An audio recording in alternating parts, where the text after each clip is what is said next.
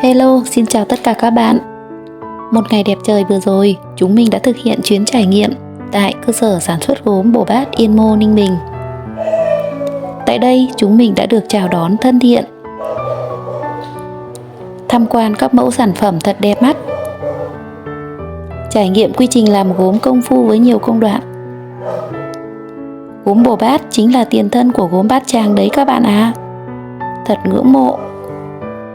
Chúng mình đã nhận ra sự tương đồng và sự khác biệt giữa gốm Bồ Bát và gốm Gia Thủy quê mình. Chuyến trải nghiệm thật thú vị và bổ ích.